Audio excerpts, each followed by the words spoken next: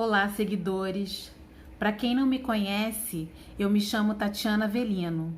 Sou museóloga e trabalho no Museu de Arte Moderna de Resende. Estou aqui para conversarmos um pouco sobre conceitos como cultura, museus, memória. Para saber um pouco mais, fique ligado nas nossas dicas.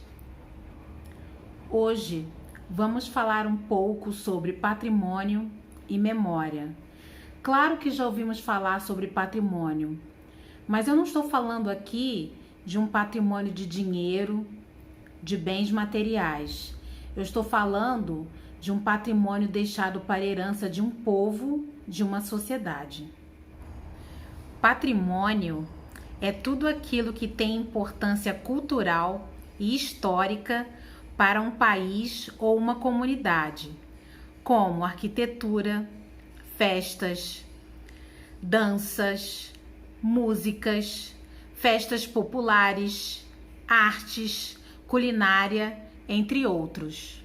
No Brasil, a discussão sobre o que é patrimônio vem desde a Constituição de 1937, que no Decreto-Lei nº 25 apresenta o seguinte conceito: constitui o patrimônio histórico e artístico nacional o conjunto de bens móveis e imóveis existentes no país e cuja conservação seja de interesse público, quer por sua vinculação a fatos memoráveis da história do Brasil, quer por seu excepcional valor arqueológico ou etnográfico, bibliográfico ou artístico. Patrimônio seria, então, invocar a memória, impedir o esquecimento de uma herança cultural de um país. Mas, afinal, você sabe o que é memória? Memória é a capacidade de conservar informações, dados e acontecimentos. E a memória coletiva, você sabe o que é? Memória coletiva são as lembranças do cotidiano, dos aspectos compartilhados de geração em geração e que compõem a identidade e o pertencimento de um grupo.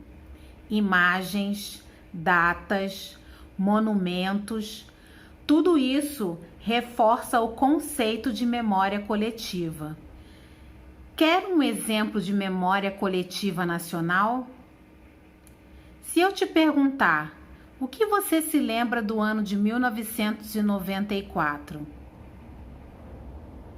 Tetracampeonato? Copa do Mundo? E o dia 1º de maio de 1994? O que aconteceu neste dia?